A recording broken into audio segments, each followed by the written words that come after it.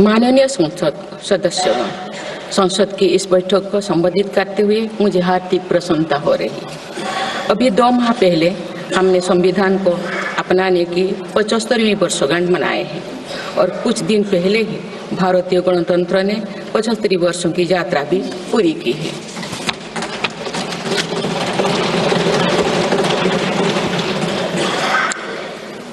ये अवसर लोकतंत्र की जननी के रूप में भारत के गौरव को नई ऊंचाई देगा। मैं सभी देशवासियों की तरफ से बाबा साहेब आम्बेडकर समेत सभी संविधान निर्माताओं को नमन करती हूँ। माननीय सदस्यगण, इस समय देश में महाकुंभ का ऐतिहासिक पर्व भी चल रहा है। महाकुंभ भारत की सांस्कृतिक परंपरा का, भारत की सामाजिक चेतना का पर्व है। देश और दुनिया से आए करोड़ों श्रद्धालुओं प्रयागराज में पूर्ण स्नान कर चुके हैं। मैं मोनो अमावस्या के दिन हुई हादसे पर अपना दुख व्यक्त करती हूँ। घायलों के शीघ्र स्वस्थ होने की कामना करती हूँ।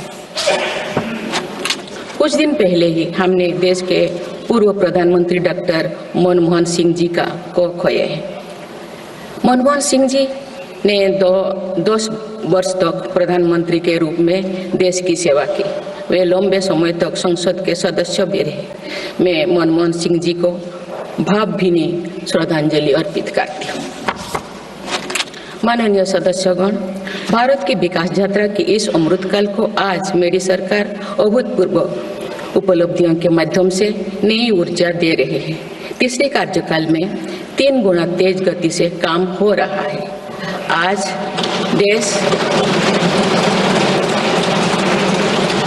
देश बड़े निर्णयों और नीतियों को असाधारण गति से लागू होते देख रहा है और इन निर्णयों में देश की गरीब, मध्यम वर्ग, युवा, महिलाओं, किसानों को सर्वोच्च प्राथमिकता मिली।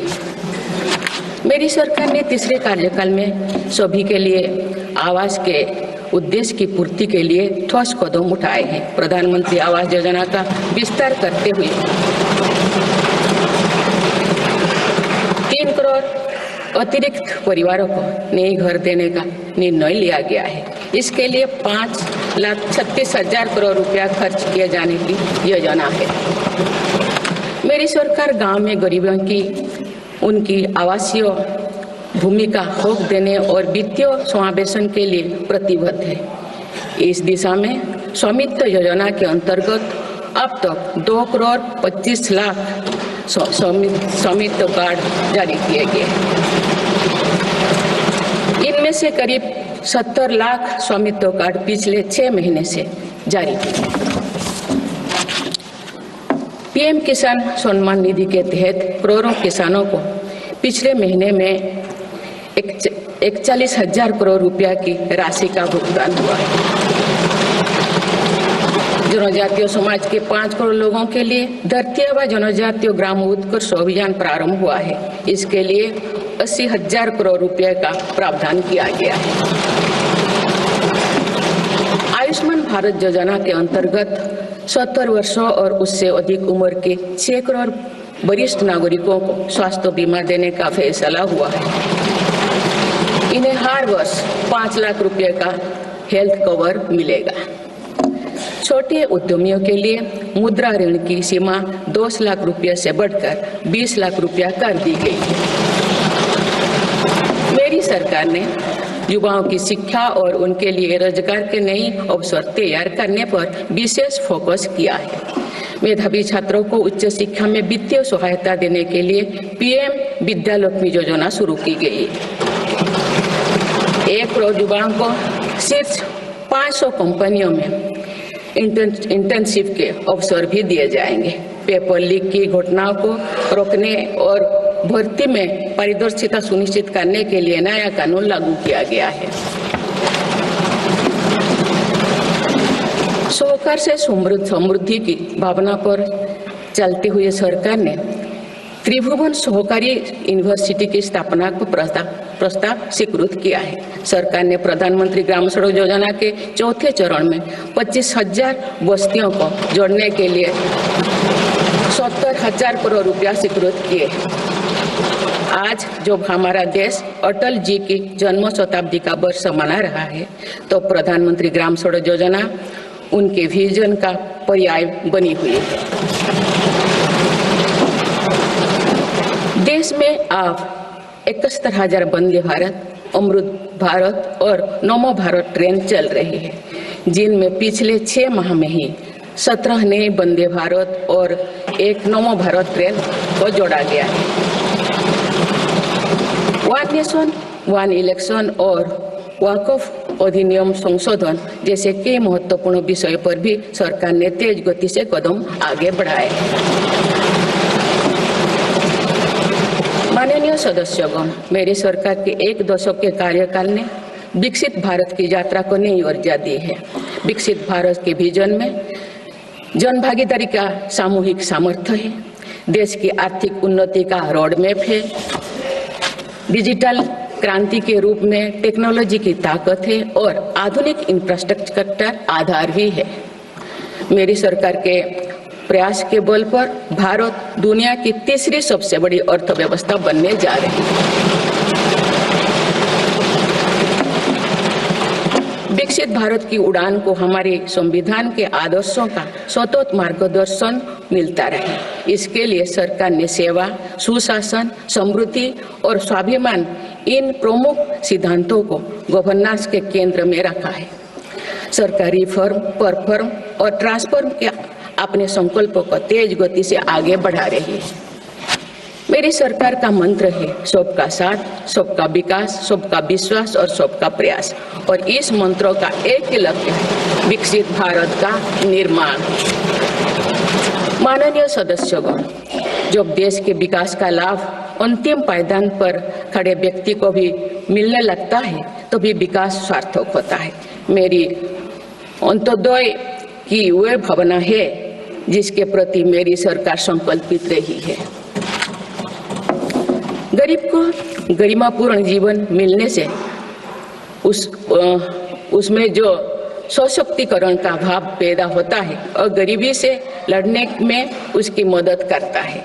स्वच्छ भारत अभियान के तहत बने 12 करोड़ शौचालय, प्रधानमंत्री उज्ज्वला योजना के तहत निःशुल्क दिए गए 10 करोड़ गैस कनेक्शन, 80 करोड़ जरूरतमंदों का राशन, सौभाग्य योजना, जल जीवन मिशन जैसे अनेक योजनाओं में गरीब को ये भरोसा दिया गया है कि वे सम्मान के साथ जी सकते हैं। ऐसे ही प्रयासों की वजह से देश के 25 करोड़ लोग गरीबों को परास्त करके आज अपने जीवन में आगे बढ़ रहे हैं। इन्होंने न्यू मिडिल क्लास का एक ऐसा समूह तैयार किया है जो भारत की ग्रोथ को नई ऊर्जा से भर रहा है। माननीय सदस्यगण, भारत जैसे देश की आर्थिक उन्नति मध्यम वर्ग मिडिल क्लास की आकांक्षाओं और उनकी पूर्ति से परिभाषित होती है।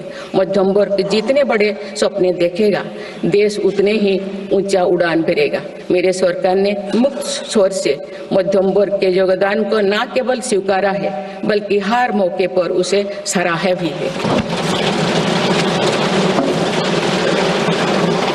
सरकारी कर्मचारी भी मिडिल क्लास के अहम प्रतिनिधि है। हाल ही में मेरी सरकार ने सरकारी कर्मचारियों के कल्याण के लिए 8वें वेतन आयोग के गठन का निर्णय लिया है। ये निर्णय आने वाले वर्षों में सरकारी कर्मचारियों के वेतन में बड़ी वृद्धि का आधार बनेगा। केंद्र सरकार के लाखों कर्मचारियों का यूनिफाइड पेंशन स्कीम के तहत 50% सुनिश्चित पेंशन देने का निर्णय भी लिया गया है, जिसका व्यापक स्वागत हुआ है। मध्यम वर्ग का अपने घर का सपना पूरा करने के लिए भी मेरी सरकार प्रतिबद्ध है।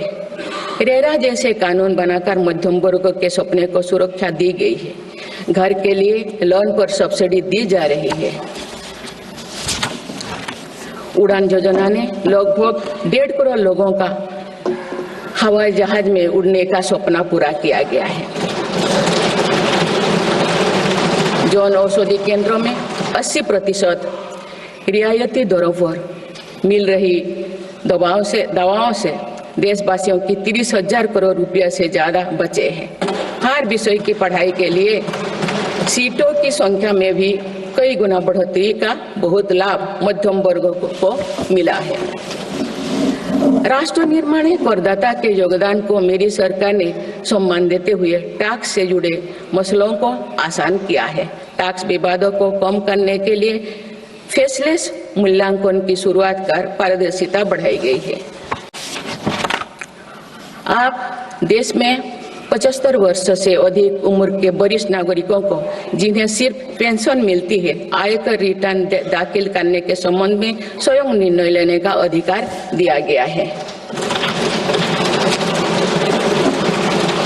माननीय सदस्यगण, मेरी सरकार महिलाओं के नेतृत्व में देश को सशक्त बनाने में यानी ह्यूमन लेड डेवलपमेंट में विश्वास करती है।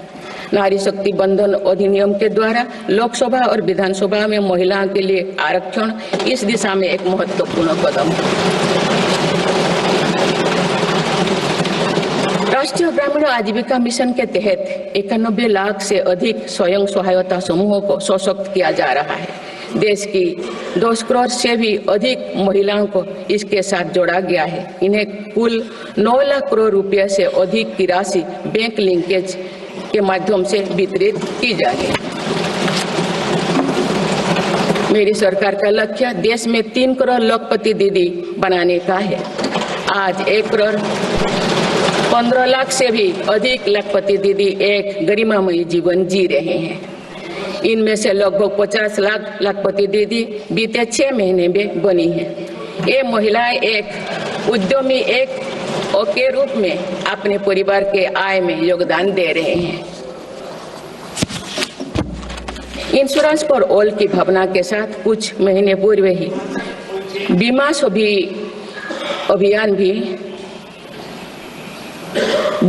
अभियान भी शुरू किया गया है। हमारे बैंकिंग और डिजी पेमेंट्स सखियां दूर दराज के इलाकों में लोगों को वित्तीय व्यवस्था से जुड़ने में महत्वपूर्ण भूमिका निभा रहे हैं। कृषि सखियां नेचुरल फार्मिंग के बढ़ावा दे रही हैं और पशु सखियां के माध्यम से हमारा पशुधन मजबूत हो रहे हैं। ड्रोन दीदी योजना महिलाओं के आर्थिक और तकनीकी सशक्तिकरण का माध्यम बने हैं। ये इस संसद के लिए गौरव का विषय है कि बड़ी संख्या में भारत की बेटियां लड़ाकू विमान उड़ा रही हैं, पुलिस में भर्ती हो रही हैं और कॉरपोरेट कंपनियों का नेतृत्व भी कर रहे हैं। मेरी सरकार के निर्णय के बाद बालिकाओं की भर्ती राष्ट्रीय मिलिट्री स्कूलों में प्रारंभ हो गई है। नेशनल डिफेंस एकेडमी में भी महिला कैडेट्स को भर्ती शुरू की गई। हमारी बेटियां आज ओलंपिक में मेडल लाकर देश को भी गौरवान्वित कर रही हैं। मैं भारत की संसद के माध्यम से देश की नारी शक्ति को विशेष बधाई देती हूँ। माननीय सदस्यगण, पिछले 1 दशक में देश के हर बड़े प्रयास का दायित्व आगे बढ़कर भारत के युवाओं को उठाना पड़ा है। आज हमारा युवा स्टार्टअप स्पोर्ट्स से लेकर स्पेस तक हर फील्ड में देश का नाम रोशन कर रहे हैं। माय भारत पोर्टल के जरिए लाखों युवा राष्ट्र निर्माण के कार्य से जुड़ रहे हैं। पिछले 1 दशक में मेक इन इंडिया, आत्मनिर्भर Bharat, startup India, stand up India और डिजिटल इंडिया जैसी पहल ने युवाओं को रोजगार के अनेक अवसर प्रदान किए हैं। पिछले 2 वर्षों में सरकार ने रिकॉर्ड संख्या में 2 लाख स्थायी सरकारी नौकरियां प्रदान की गई। मेरी सरकार ने युवाओं के बेहतर कौशल और नए अवसरों के सृजन के लिए 2 लाख करोड़ रुपया का पैकेज स्वीकृत किया है। 1 करोड़ युवाओं के लिए इंटर्नशिप की व्यवस्था से युवाओं को ग्राउंड पर काम करने का अनुभव प्राप्त होगा। आज देश में 1.5 लाख से अधिक स्टार्टअप है जो इनोवेशन के स्तंभ के रूप में उभर रहे हैं। 1000 करोड़ रुपया की लागत से स्पेस सेक्टर में वेंचर कैपिटल फंड की शुरुआत की गई है। US world future skill index 2025 में भारत विश्व में दूसरे नंबर पर पहुंच गया है। यानी वर्क श्रेणी में AI और डिजिटल टेक्नोलॉजी अपनाने में भारत दुनिया को रास्ता दिखा रहा है। ग्लोबल इनोवेशन इंडेक्स में भी भारत की रैंकिंग 76 से सुधरकर 39 हो गए हैं। माननीय सदस्यगण, मेरी सरकार राष्ट्रीय शिक्षा नीति के माध्यम से विद्यार्थियों के लिए आधुनिक शिक्षा व्यवस्था तैयार कर रही है। कोई भी शिक्षा से वंचित ना रहे, इसीलिए मातृभाषा में शिक्षा के अवसर दिए जा रहे हैं।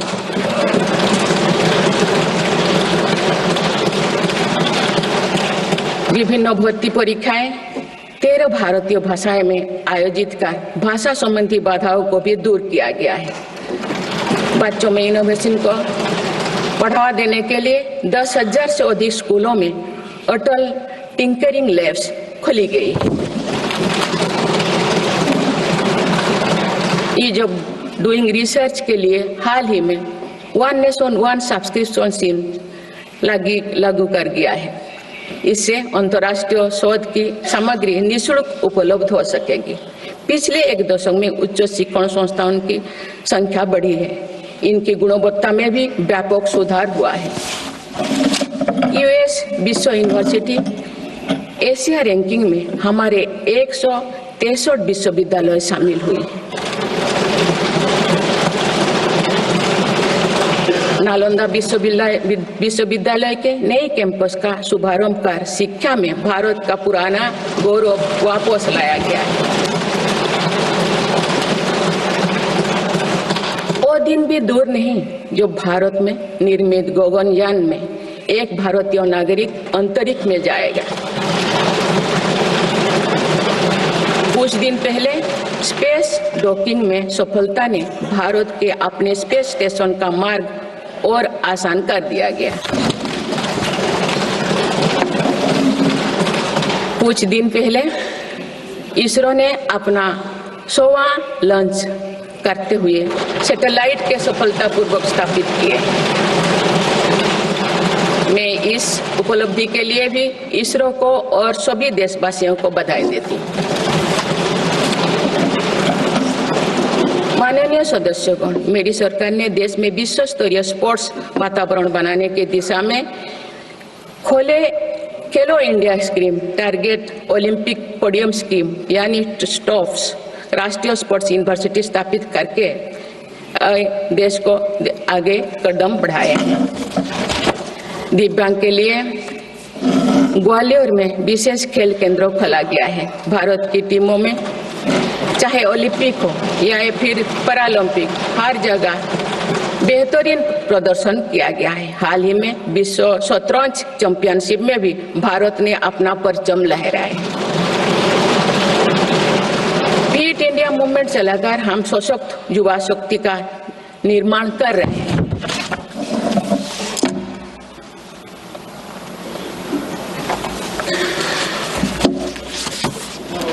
माननीय सदस्यगण, विकसित भारत के निर्माण में किसान, जवान और विज्ञान के साथ ही अनुसंधान का बहुत बड़ा महत्व है। हमारा लक्ष्य भारत को ग्लोबल इनोवेशन पावर हाउस बनाना है। देश के शिक्षण संस्थानों में अनुसंधान को बढ़ावा देने के लिए 50,000 करोड़ रुपया की लागत से अनुसंधान नेशनल रिसर्च फाउंडेशन स्थापित किया गया है। 10,000 करोड़ रुपया के लागत से विज्ञान धारा योजना के तहत विज्ञान एवं प्रौद्योगिकी में इनोवेशन को बढ़ावा दिया जा रहा है। आर्टिफिशियल इंटेलिजेंस के क्षेत्र में भारत के योगदान को आगे बढ़ाते हुए इंडिया AI मिशन प्रारंभ किया गया है। राष्ट्रीय क्वांटम मिशन से भारत इस फ्रंटियर टेक्नोलॉजी में दुनिया के अग्रणी देशों की पंक्ति में स्थान बना सकेगा। मेरी सरकार देश में बायो मैन्युफैक्चरिंग को बढ़ावा देने के उद्देश्य से बायो ई-ट्री पॉलिसी लाई है। ये पॉलिसी भविष्य की औद्योगिक क्रांति का सूत्रधार होगा। बायो इकोनॉमी का उद्देश्य प्राकृतिक संसाधनों का कुशल उपयोग करना है, जिससे पर्यावरण को संरक्षित करते हुए रोजगार के नए अवसर पैदा होगा। माननीय सदस्यगण, मेरी सरकार ने अर्थव्यवस्था को पॉलिसी पैरालिसिस जैसे परिस्थितियों से उबरने के लिए मजबूत इच्छा शक्ति के साथ काम किया है। कोविड और उसके बाद के हालात एवं युद्ध जैसी वैश्विक चिंताओं के बावजूद भारतीय अर्थव्यवस्था ने जो स्थायित्व एवं रेजिलियंस दिखाया है वो उसके सशक्त होने का प्रमाण है। मेरी सरकार ने ईज ऑफ डूइंग बिजनेस को बढ़ावा देने के लिए कई महत्वपूर्ण कदम उठाए हैं। वन नेशन वन टैक्स की भावना के तहत जीएसटी को व्यवस्था लागू की गई है, जिसका फायदा सभी राज्यों को मिल रहा है। मेक इन इंडिया जैसी नीतियों के कारण आप बड़े ग्लोबल ब्रांड को प्रोडक्ट पर भी मेड इन इंडिया के लेवल्स देखने लगे हैं। माननीय सदस्यगण, भारत के छोटे व्यापारी गांव से लेकर शहरों तक हर जगह आर्थिक प्रगति को गति देते हैं। मेरी सरकार छोटे उद्यमियों को अर्थव्यवस्था की रीढ़ मानते हुए उन्हें स्वरोजगार के नए अवसर दे रही है। एमएसएमई के लिए क्रेडिट गारंटी स्कीम और ई कॉमर्स एक्सपोर्ट हब्स सभी प्रकार के उद्योगों को बढ़ावा दे रही है। तीसरी कार्यकाल में मेरी सरकार द्वारा मुद्रा ऋण की सीमा को 10 लाख रुपया से बढ़ाकर 20 लाख रुपया करने का लाभ करोड़ों छोटे उद्यमियों को हुआ। मेरी सरकार ने क्रेडिट एक्सेस को आसान बनाया है। इससे वित्तीय सेवाओं की लोकतांत्रिक बनाया जा सका है। आज लोन, क्रेडिट कार्ड, बीमा जैसे प्रोडक्ट सबके लिए आसानी से सुलभ हो रही है। दशकों तो हमारे देश के रेहड़ी फैक्ट्री पर दुकान लगाकर आजीविका चलाने वाले भाई बहन बैंकिंग व्यवस्था से बाहर रहे। आज उन्हें पीएम स्वनिधि योजना का लाभ मिल रहा है। डिजिटल ट्रांजैक्शन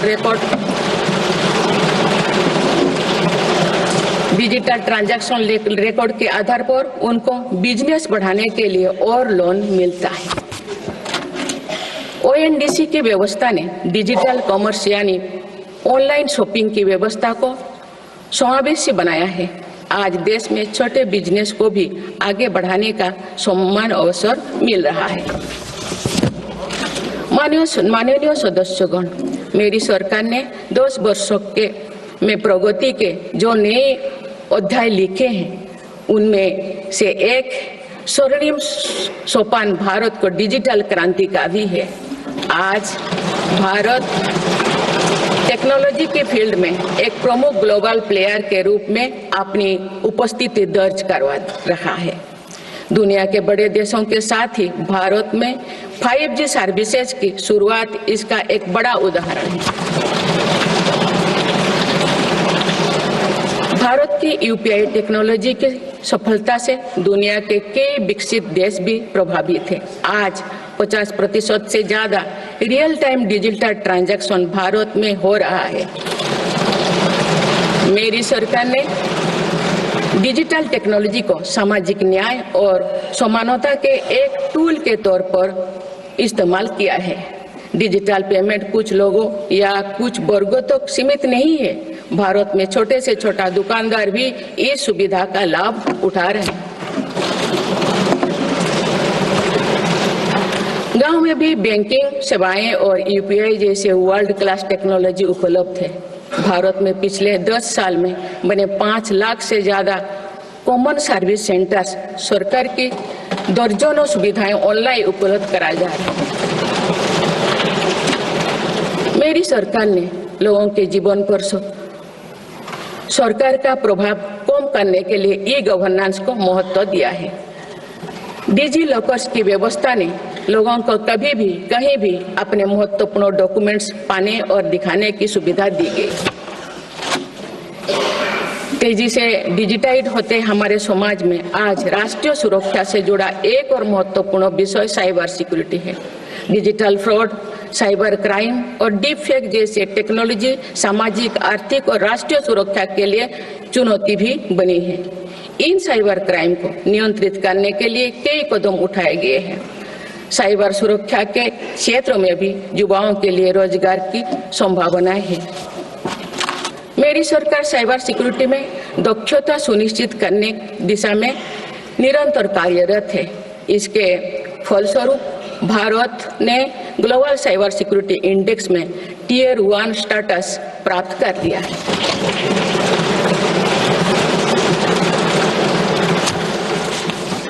माननीय सदस्यगण, किसी भी देश का आधुनिक इंफ्रास्ट्रक्चर ने केवल उसके नागरिकों को एक बेहतर जीवन एवं देश को नई पहचान देता है, बल्कि देश को एक नया आत्मविश्वास भी देता है।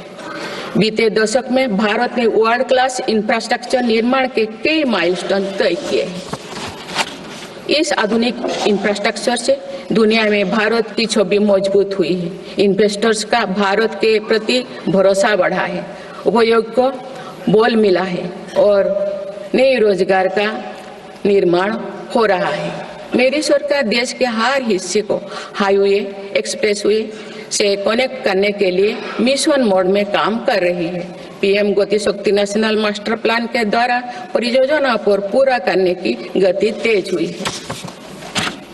2 साल पहले बुनियादी ढांचे का बजट लगभग 2 लाख करोड़ रुपया था, जो पिछले बजट में बढ़कर 11 लाख करोड़ रुपया से अधिक हो गया।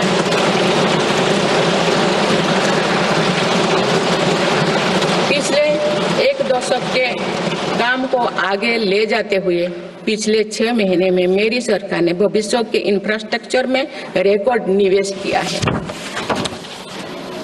वाडवोन में भारत के पहले डीप वाटर मेगा पोर्ट की आधारशिला रखी गई है। 76,000 करोड़ की लागत से बनने वाला ये पोर्ट विश्व के शीर्ष 10 पोर्ट में से एक है। मुझे बताते हुए खुशी हो रही है कि उधमपुर श्रीनगर बारामूला रेल लिंक परियोजना पूरी हो गई है और अब देश कश्मीर से कन्याकुमारी तक रेलवे लाइन से जुड़ जाएगा। इस महत्वाकांक्षी परियोजना के तहत चेनाब ब्रिज का निर्माण हुआ है, जो विश्व का सबसे ऊंचा रेल ब्रिज है। साथ ही आंधी ब्रिज देश का पहला रेल केबल ब्रिज बना है। सिंकुन ला सुरंग पर काम भी सफलतापूर्वक आगे बढ़ रहा है। निकट भविष्य में पूरी होने पर यह विश्व की सबसे ऊंचा सुरंग होगा। इससे लद्दाख और हिमाचल प्रदेश के बीच 12 मासी संपर्क बना रहेगा।